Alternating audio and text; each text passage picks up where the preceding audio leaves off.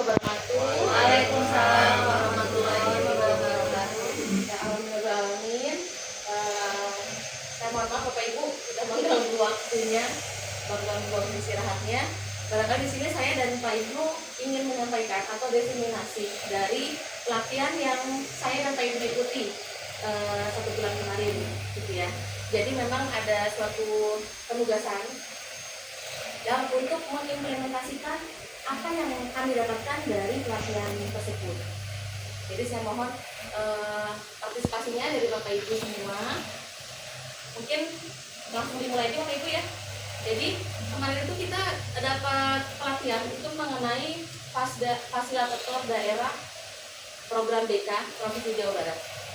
Ya, jadi di sana kami diperkenalkan mengenai 7 jurus BK hebat yang memang harus kami definisikan kepada Bapak Ibu guru nanti bisa diterapkan di sekolah kita, gitu ya. Mudah-mudahan kita bisa menerapkan, kita bisa bersama-sama untuk membantu siswi kita ya Bapak Ibu ya, supaya mereka bisa mendapatkan masa depan yang cerah melalui program BK ini, gitu ya.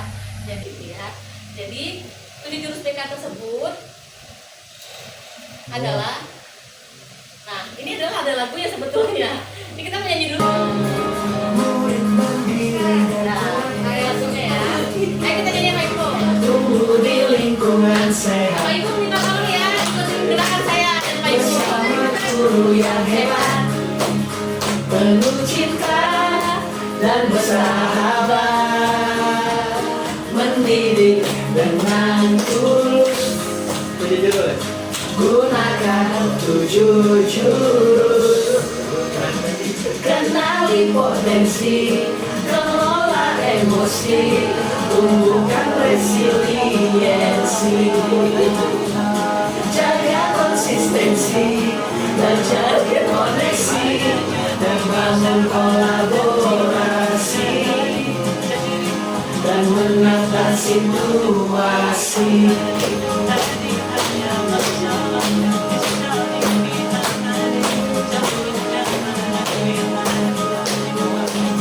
Sekolah aman dan nyaman dan juga menggembirakan,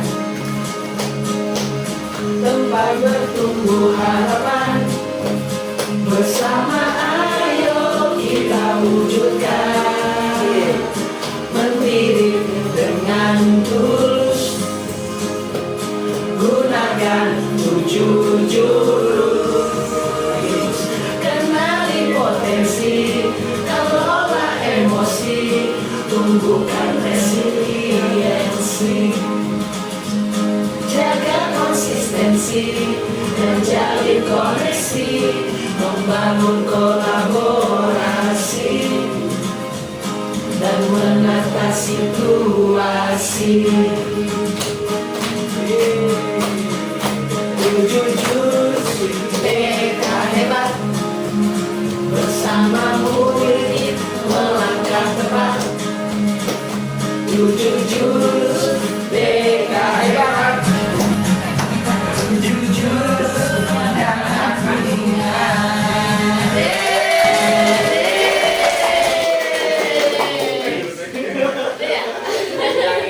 Gimana Bapak Ibu lagunya seru kan? Lagi ya. Nanti kita nyanyi lagi di belakang ya.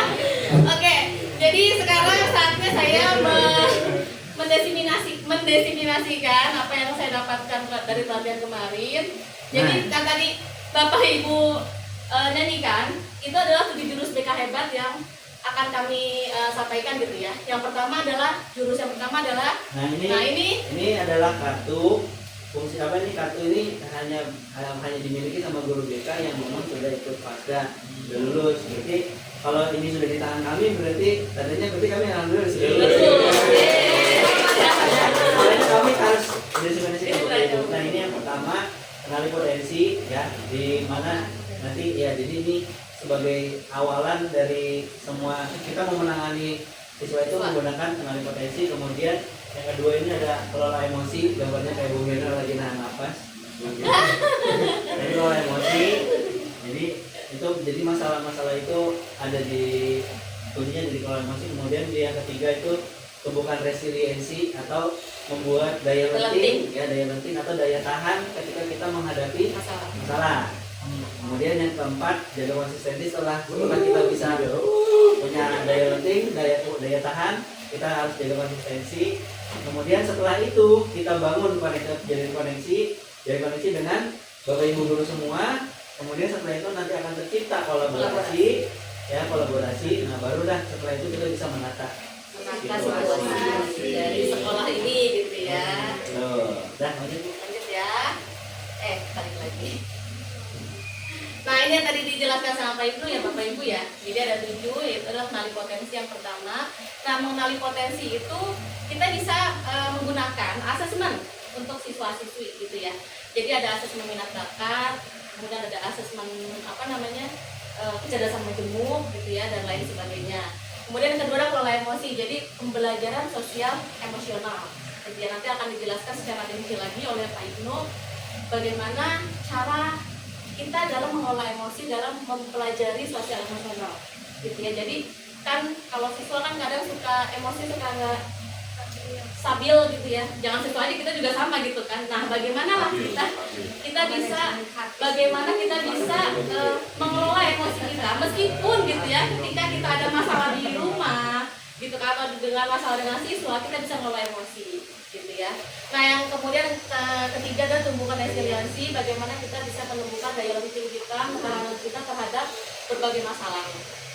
Lalu jaga konsistensi. Nah ini kalau untuk siswa ya rada sulit juga kan menjaga konsistensi, terutama misalnya kayak bangun pagi kayak gitu kan. Nah ini bagaimana cara kita supaya bisa menjaga konsistensi dari pada siswa tersebut biar mereka bisa jaga konsistensinya.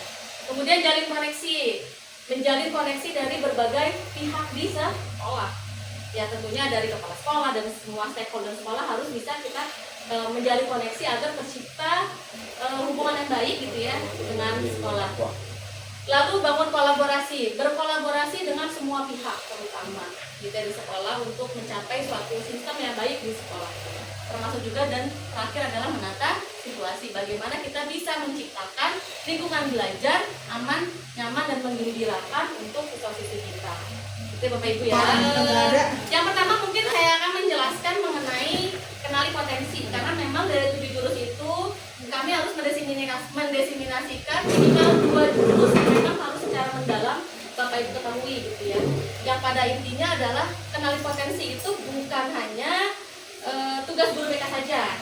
Jadi semua guru mata pelajaran, guru wali, bahkan juga wali kelas nantinya pun harus tahu potensi dari siswa-siswi kita gitu ya. Jadi biar apa Bapak Ibu? Biar supaya kita tidak salah dalam penanganan. Ya nggak? Misalnya anak ini punya gaya belajar dari si visual, tapi kemudian disuruh gaya belajar kinestetik, kan ada tidak nyambung gitu kan. Jadi harus punya catatan tersendiri untuk mengenali potensi siswa gitu ya. Kemudian nah ini asesmen yang bisa kita lakukan. Yang bisa kita lakukan untuk mengenali potensi siswa adalah dari website akupintar.id. Itu tes kemampuan gaya belajar. Jadi Bapak Ibu bisa kasih ini ke siswa-siswa. Betul. Jadi bisa diberikan misalnya kepada wali kelas kepada siswa-siswinya gitu kan, untuk mengetahui dari gaya belajar anak itu, Bapak Ibu bisa memberikan website ini akupintar.id supaya mereka bisa untuk mengisi. Nanti kita akan coba ya. Jadi biar Bapak Ibu juga tahu nih gaya belajar Bapak Ibu juga di sini apa gitu ya. Gitu ya. Nah, ini tes gaya belajar. Ini kemampuan multiple intelijensi atau kecerdasan majemuk, karena kan kita punya 8 kecerdasan majemuk.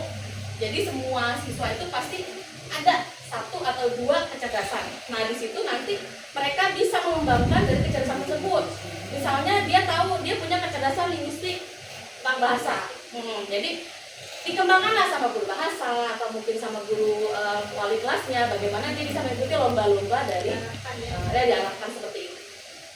Kemudian ada lagi mengenai karir seperti itu ya Bapak Ibu.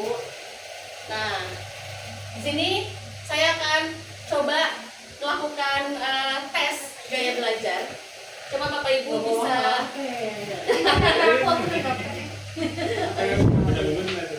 punya aku aja nggak apa-apa. Aku pintar.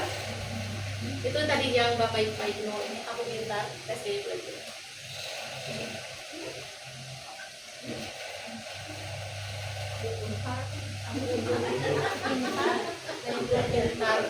Aku pintar, itu tes gaya belajar ya?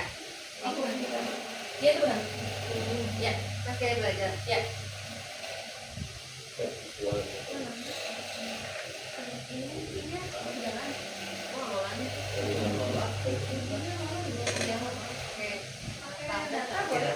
Nggak ada. Ini tes kepribadian ada. Ya, jadi semua di aku itu ada tes kecerdasan majemuk, ada tes kepribadian, ada tes gaya belajar. Jadi yang kita sama dulu nih. Tes gaya belajar aja dulu Pak. Oke, belajar. Boleh Bapak ini sebagai penyelenggara. Iya, sebenarnya nggak mesti juga cuma untuk biar seragam gitu ya semuanya bisa tes.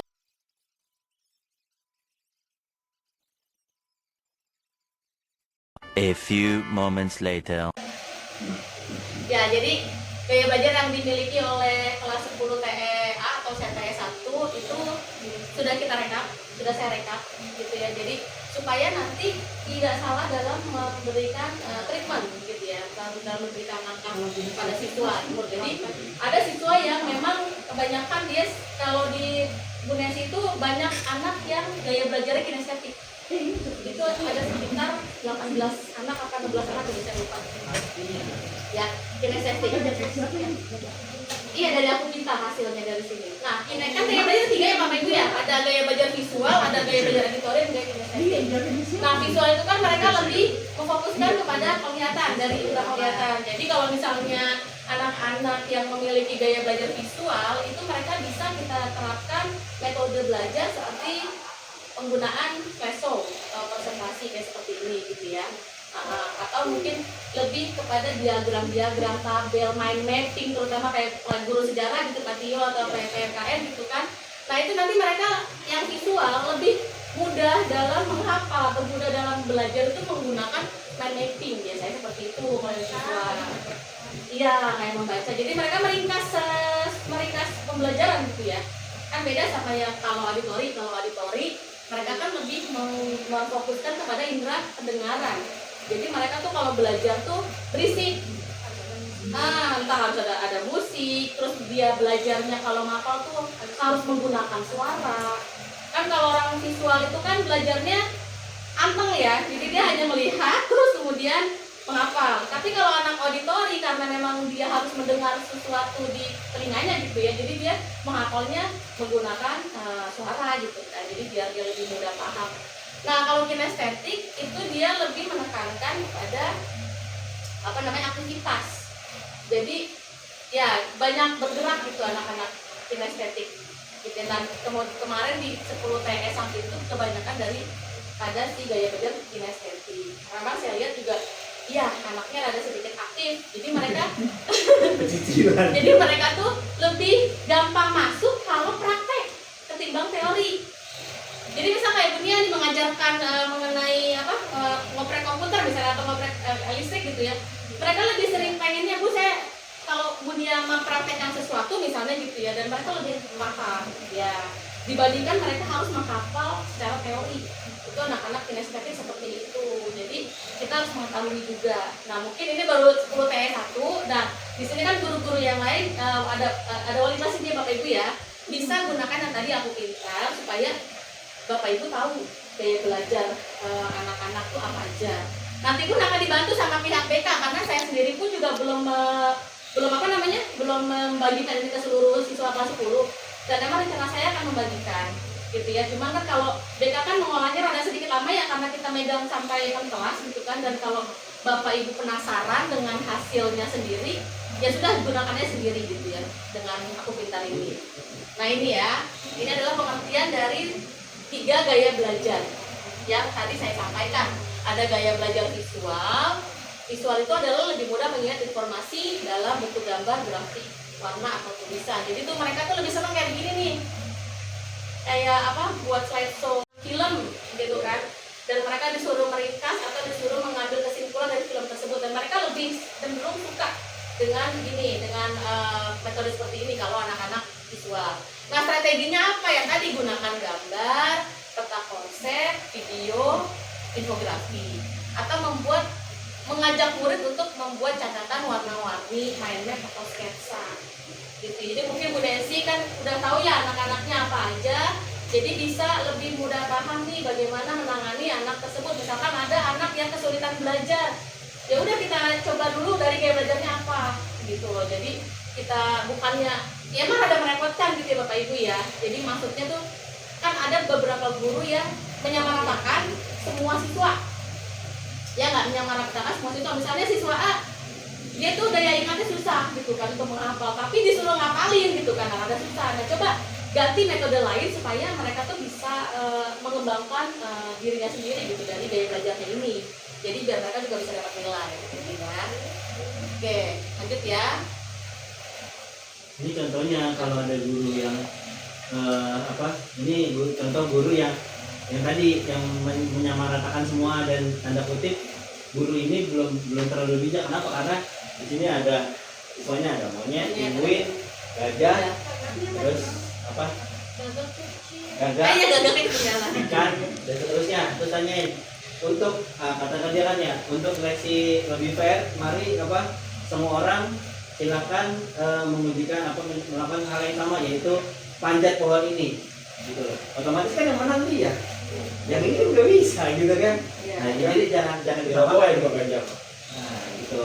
Ini apa lagi dia kan dia mungkin yang bisa ini sama ini mungkin dan seterusnya, jadi nggak bisa ini kan. Jadi ini contoh gambaran guru yang kurang bijak lah ketika memberikan potensi pembelajaran kepada. Kita juga nggak mungkin ya Bapak Ibu yang nyuruh burung untuk berenang gitu kan, rada susah gitu kan. Jadi untuk berjalan mungkin kan untuk jalan nggak bisa gitu kan. Jadi yang kalau mungkin Bapak Ibu mempelajari pembelajaran mendalam gitu ya, ada kan berdiferensiasi ya. Nah itu mungkin salah satunya adalah contoh seperti itu. Jadi kita tidak boleh menyamaratakan kemampuan siswa gitu, harus benar-benar kita tahu terimanya dia, potensi dia pun terangkat gitu loh, bisa kita ketahui gitu ya. Nanti ya Bapak Ibu. Nah ini tentang kecerdasan majemuk. Yang tadi saya katakan kecerdasan majemuk pun ada linknya ya, yang tadi sama dengan gaya belajar akupintar.id. Dari situ pun bisa mengetahui kecerdasan majemuk siswa tuh cenderung kemana gitu. Jadi ada kecerdasan linguistik verbal, ada kecerdasan logika matematis, ada kecerdasan personal, kecerdasan intrapersonal, kemudian apa lagi? Kecerdasan naturalistik, kinestetik, kecerdasan musikal, dan visual spasial. Nah itu kan masing-masing pun ada penjelasannya gitu ya. Nah kalau kecerdasan linguistik kan anak lebih diarahkan untuk misalkan jadi sastrawan misalnya gitu kan, atau jadi puisi gitu, pembawa acara misalnya gitu, pembawa acara. Dia yang public speakingnya tuh bagus gitu ya, memang sudah tahu gitu ya. Logika matematika misalnya pintar matematika gitu kan, bisa diikut lombakan matematika, dia kecerdasan tersebut juga terlihat. Interpersonal, jadi mereka yang ingin menjadi psikolog, menjadi guru, pengacara. Nah mereka bisa kita kembangkan, jadi jangan sampai salah gitu ya. Kemudian intrapersonal pun juga sama. Kemudian apalagi naturalistik. Nah dia tuh kayak suka sama alam gitu ya, tentang biologi, pelajaran segala macam. Terus kinestetik, anak-anak yang menyenangi pembelajaran olahraga misalnya gitu. Lalu kecerdasan musikal, mereka bisa menjadi seniman, ya pun yang misalnya bisa nyanyi gitu kan. Nah dikembangkan anak-anak yang bisa nyanyi di sini, ikut lomba dan segala macam kayak gitu.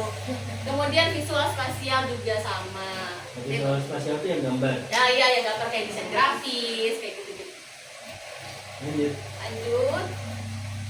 Ini tadi dijelasin. Oh ya, tadi dijelaskan ya, tidak boleh sama ya, dari tradisional sama terdiferensiasi. Yang kita gunakan adalah yang ini Bapak Ibu ya, yang terdiferensiasi. Jadi yang tradisional kita lupakanlah, dan kita tinggalkan. Kita harus menggunakan yang terdiferensiasi gitu. Jadi Itu apa yang dipelajari murid, kontennya murid memiliki literasi tinggi, diberikan teks analisis. Murid yang membaca, murid lain baca ringkasan atau nonton video. Jadi kita tahu nih apa-apa aja. Ya. Lanjut ya. Nah ini udah tadi ya. Oke. Nah ini tadi yang Ini yang biasa. oh diasek ya. Lanjut tadi ya, karena saya belum menggunakan ini. Ya. Nah yang kayak gini kan juga mereka bisa merekomendasikan nih ekstrakurikuler direkomendasikan dari hasil kecerdasan majemuk yang mereka miliki. Jadi untuk kesiswaan misalnya juga atau wali kelas mereka bisa menggunakan ini. Ada nggak tes kecerdasan majemuk misalnya gitu? Jadi dari situ mereka bisa direkomendasikan untuk masuk ekstrakurikuler apa supaya bakat dan potensinya pun bisa kita kembangkan. Ya, mungkin saja ini ya untuk kenali potensi dari saya itu saja. Jurusnya seperti apa gitu? Ya jadi ini adalah yang tadi saya sampaikan adalah mengenai kenali potensi. Iya jadi saya berharap gitu ya ada kerjasama antara guru BK, wali kelas dan juga guru-guru mata pelajaran untuk supaya kita bisa dapat mengenali potensi siswa dan tidak salah dalam penanganan untuk mencapai bakat yang dimiliki siswa atau potensi dimiliki siswa. Barangkali dari saya itu saja Bapak Ibu, kita lanjutkan untuk di jurus kedua yaitu mengenai kelola emosi yang akan disampaikan oleh Pak Indro Musaidi.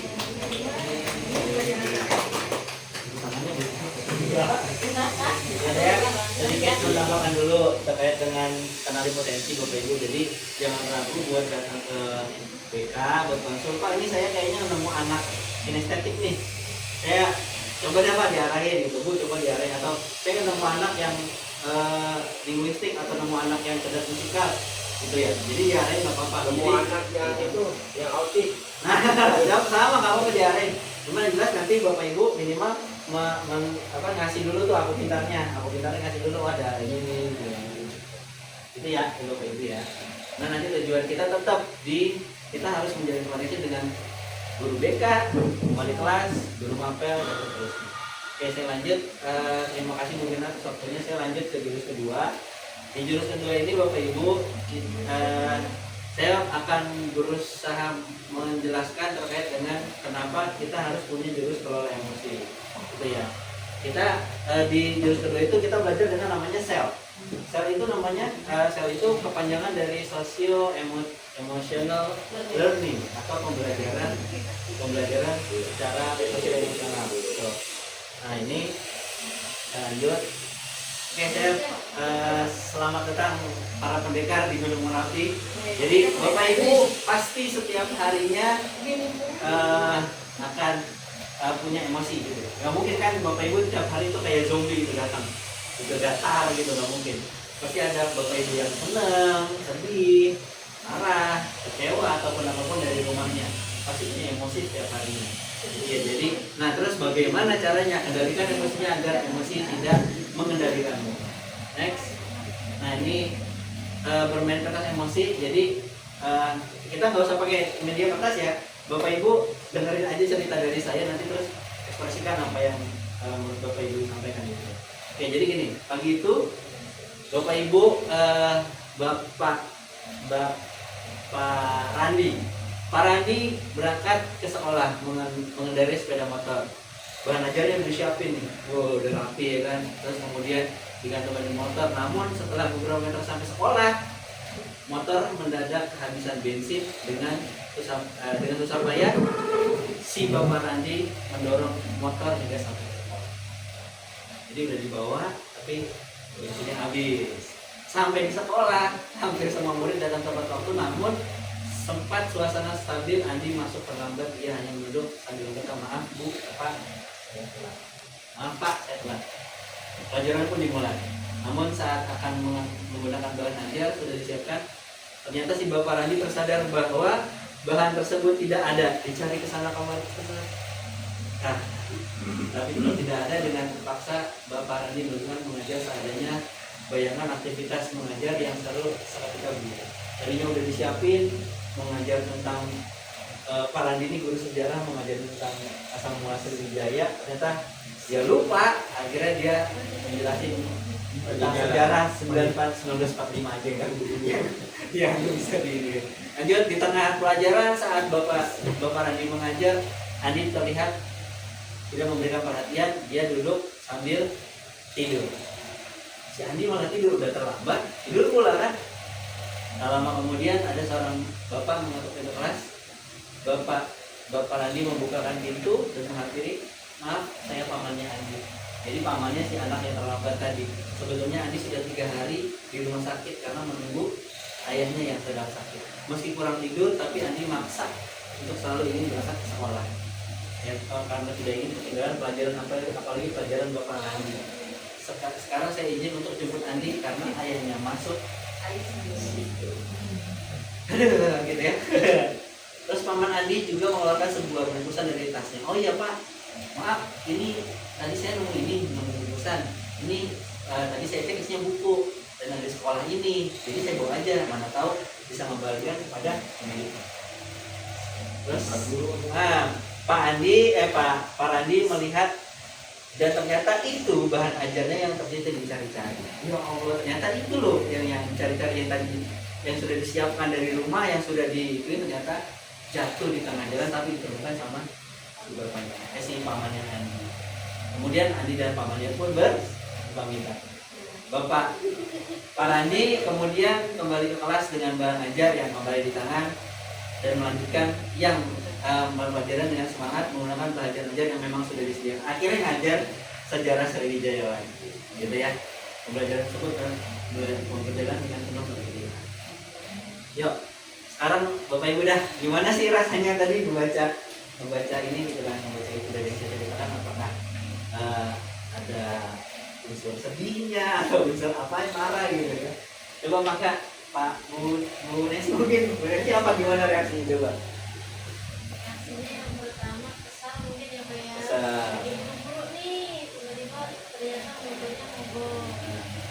Terus yang kedua sudah mau sampai sekolah, mau masuk kelas, bukunya atau alat media untuk mengajarnya ternyata Nggak ada. Terus sudah emosi yang kedua, kemudian setelah itu melihat si Andi yang terlambat dan tidur di kelas, itu emosi ketiga. Ternyata di tengah jalan atau di tengah pelajaran ada kabar bahwa si Andi tadi dijemput sama pamannya. Nah itu ada emosi sedihnya juga karena ternyata si Andi ini sedang menunggu bapak orang tuanya yang sedang sakit dan masuk SD. Mungkin itu. Jadi ada perasaan marah, atau kesel, sama sedihnya juga ada ya gitu. Nggak ada senang ya? Terharu. Ada senangnya tadi sudah ketemu. Udah ketemu ya? Oke, siap. Oke, makasih. Saya akan mendefinisikan perasaan. Nah ini PSE atau selnya itu tadi pembelajaran sosial emosional itu. Nah apa sih itu dia jadi dia punya empat hal yang penting. Bukan cuma siswa loh Bu, Pak, tapi kita juga. Yang pertama sadar diri, kelola diri, kemudian ambil keputusan yang tanggung jawab, kemudian terakhir berrelasi atau teratur berrelasi dengan diri. Nah ini contohnya. Saya bisa mengenali emosi saya seperti senang, sedih, takut, marah. Jadi yang pertama sadar diri Bapak Ibu. Kadang-kadang siswa itu sadar diri ya. Padahal dia habis digebukin sama bapaknya, misalnya. Tapi dia nggak apa-apa. Saya nggak apa-apa. Tapi padahal dia bisa gitu. Bahkan kadang-kadang ada siswa yang maaf pernah saya nemuin sampai yang benar-benar nggak mau cerita sama sekali. Ada. Berarti dia dari sini udah salah nih, udah bukan salah, sudah belum mengenal diri yang menyadari dirinya sendiri. Ya, kemudian habis itu, nah ini yang agak sedikit membuat khawatir mengelola diri. Kenapa? Karena tadi ada posisi anak yang memang sudah tahu rasa atau sedihnya atau rasanya dia, emosinya dia, tapi dia kelola diri dengan tidak baik dengan membuat topeng atau biasnya itu dibuat. Jadi sedih yang pura-pura dibikin senang, marah yang pura-pura dibikin ya udah biasa aja, atau yang dia lagi biasa aja malah menjadi marah-marah ke orang lain. gitu. Nah ini kelola diri, makanya kita harus tahu bagaimana kalau lagi marah kudu ngapain. Namaste. Iya, maksudnya gini ya, yang diam gitu, tenang, zikir, relaksasi gitu. Ataupun misalnya lagi senang, ya udah bareng-bareng diajak ditularin senangnya. Kadang-kadang enggak, senangnya sendirian bocah. Bocah senang sendirian, gak sedih ngajak-ngajak begitu ya. Misalnya bocah kadang-kadang begitu, bukan cuma bocah sih. Saya juga gitu kadang-kadang. Terus lanjut di kemudian habis itu di mengambil keputusan yang bertanggung jawab. Nah, ketika itu, kenapa emosi itu sangat mempengaruhi apa yang kita ambil. Ada kita suka mengambil keputusan di saat marah, itu padahal belum tentu tepat ya. Nah makanya mengambil keputusan yang bertanggung jawab, itu yang harus kita lakukan. Teman-teman siswa kita ajarin untuk melakukan keputusan yang bertanggung jawab, yang sedih, yang marah, yang apa segala macam. Misalnya lagi sedih terus tiba-tiba nangis di kelas, akhirnya panik ya kan, akhirnya jadi nangis masal. Patio juga repot, ya kan? Pahamat lagi repot. Nangis masalah soalnya beda gitu kan. Bahaya itu. Nah, itu yang bahaya gitu kan. Kadang-kadang aku dalam ilmu BK apa itu termasuk. Itu maklum jangkauan apa itu. Nah, terus lanjut ya. Jadi itu. Nah kemudian terakhir berrelasi tadi. Jadi ditularkan, ada yang bisa ditularkan, ada yang tidak bisa ditularkan. Kalau senang kita tularkan dengan relasinya dengan kita tularkan. Oh gue lagi senang nih, ayo dia tularin, punya duit 50. Jadi itu enggak kelihatan. Ini ada rumusnya MC kuadrat ya. Jadi ada MC kuadrat itu ada empati. Jadi kalau kita mau bisa mengelola emosi dengan baik itu ada empati dulu. Kemudian setelah itu mindfulness, pahami dulu diri kita. Setelah itu baru compassion dengan ya. Jadi kita bikin dulu nih gimana keputusan apa yang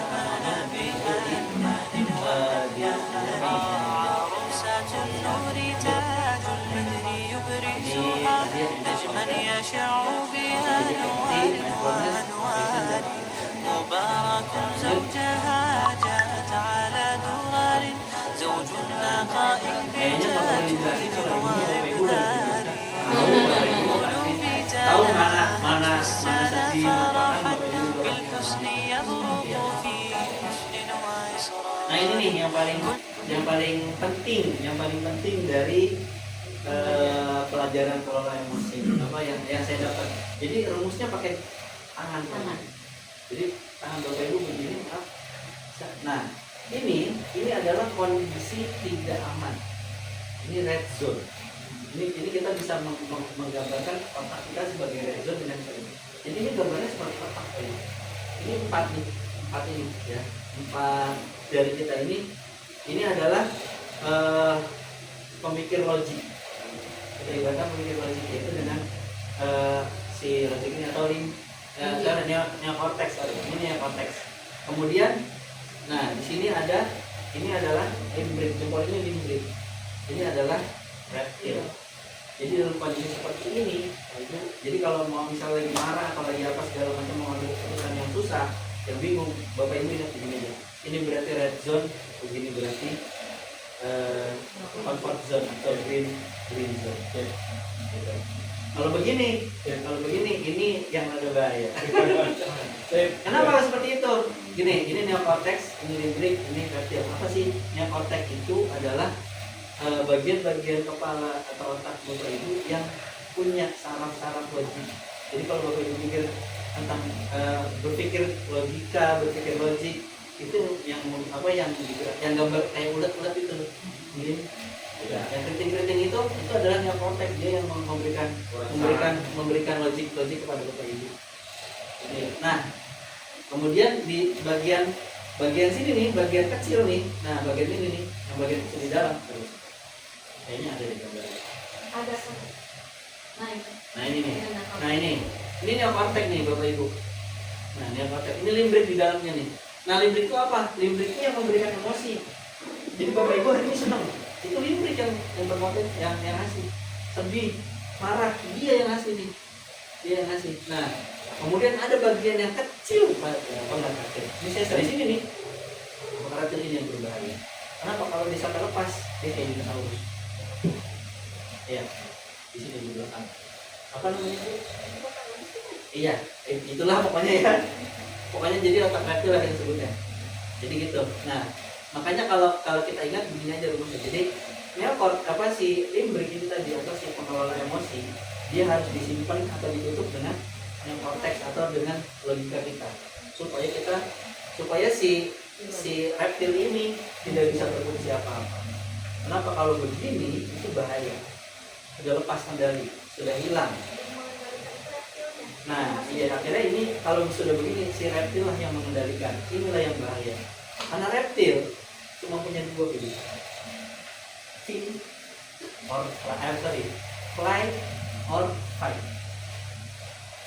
kabur atau hadapi. Bapak Ibu pernah ngerasain kondisi-kondisi reptil? Pernah? Misalnya jadi contohnya begini, saya kasih contoh.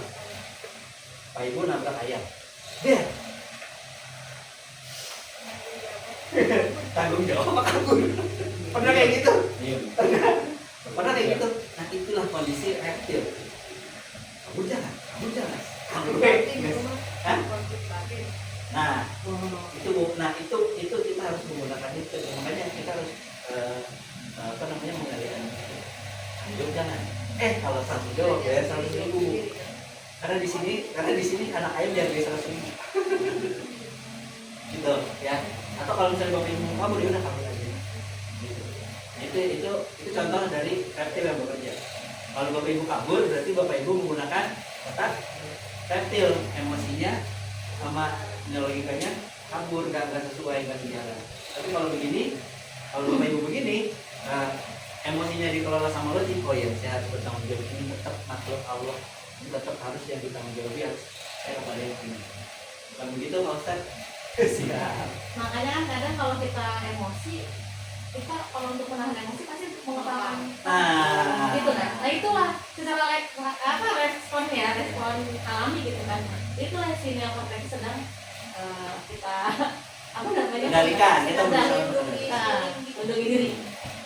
Nah, jadi apa mendingan gitu ya? Itu antisipasinya.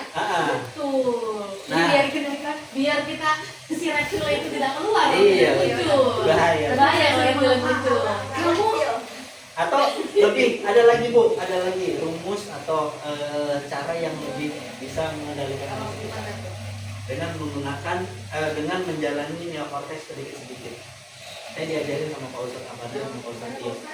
Gini caranya Bu. tasbih. Makanya kan kalau orang tasbih ininya yang dipencet. Iya, berarti neokortex suruh jalan, terus baru bekerja. Gitu, iya. Karena kan akhirnya apa? Lebih tenang. Nah, makanya oke saya lanjut ke sini dulu. Nah, ini untuk si limbic dia fungsinya kayak bunglon. Dia fungsinya kayak bunglon. Dia tuh kalau lagi senang dia dibikin tuh kepala kita di stimulus dari sini, nangis galau. Kalau lagi sedih nangis galau. Kalau senang, ayo buka ini. Terus kalau misalnya lagi marah, gitu. Nah ini dia menyesuaikan, dia sangat, nah makanya ini bahaya. Kalau kita nggak bisa mengendalikan dia, si limbic ini yang bahaya. Makanya harus dikendalikan dengan si neokortex. Makanya dia akan menjadi seperti ini, kemudian menjadi pesulap. Ini dikendalikan gitu. Nah, tapi kalau misalnya dia sudah lepas, inilah yang bahaya. Si reptil yang bekerja. Reptil itu cuma punya dua. Ya, tadi itu cuma punya dua kemungkinan, yaitu lari atau hadapi. Lari atau hadapi. Nah, ini ada contoh. Yang dulu itu ya. Yang dulu tahu.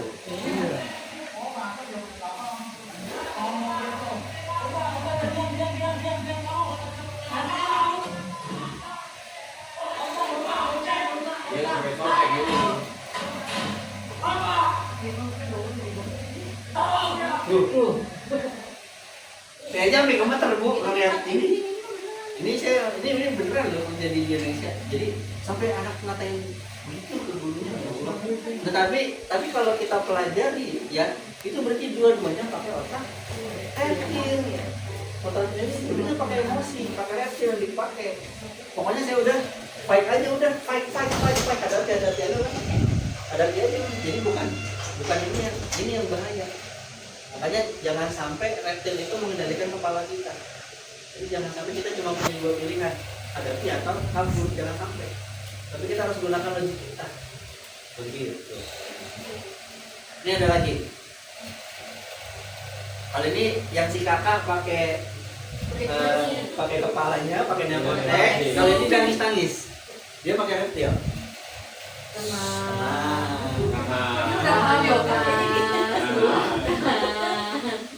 Oke, guys, bisa guys.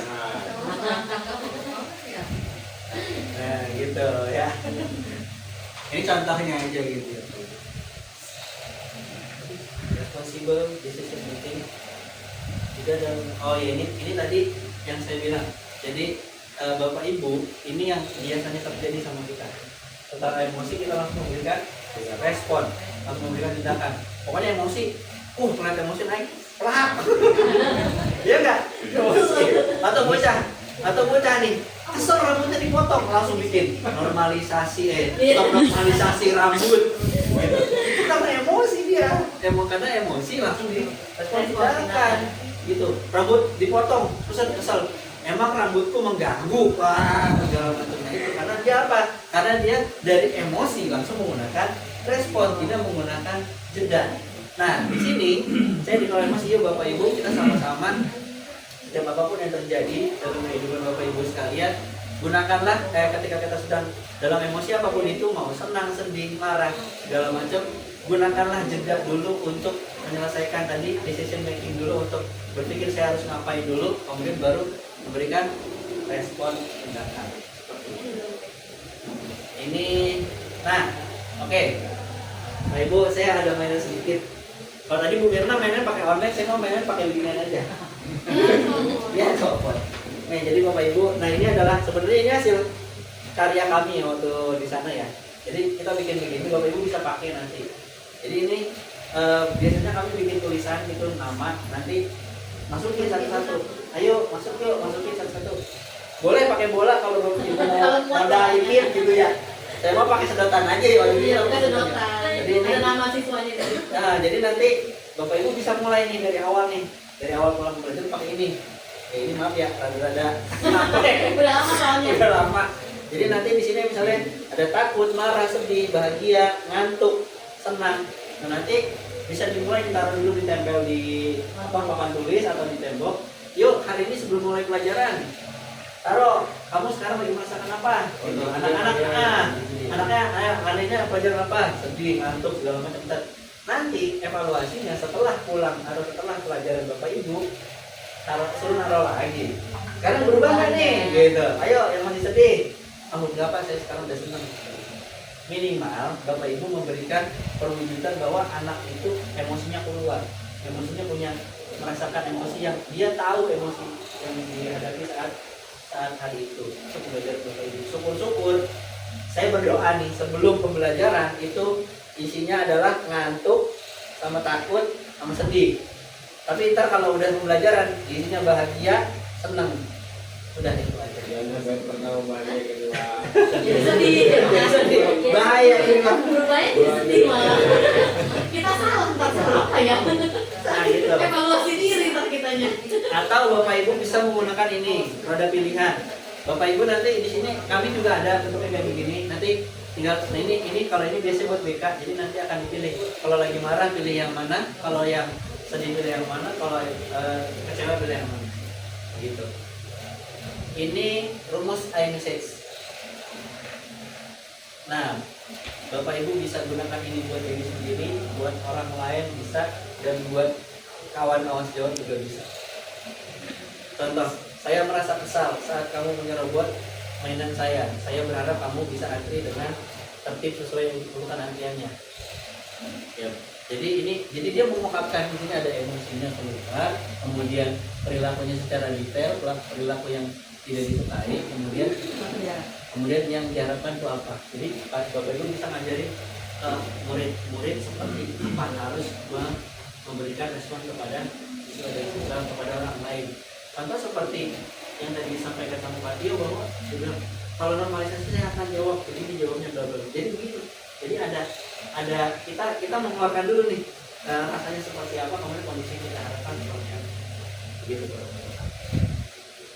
Kemudian ini, nah ini tadi bentuknya seperti tadi ya. Cuman ini mah lebih bagus. Ini saya mah ala kadarnya aja. Jadi Bapak Ibu bisa bikin kayak gini nih, my feeling.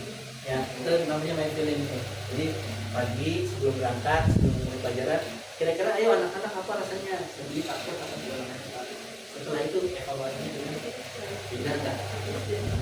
Lanjut. Nah, begitu Bapak Ibu. Selamat para pendekar atau Bapak Ibu semua sudah mengasah jurus kedua. Gimana? Seru ya?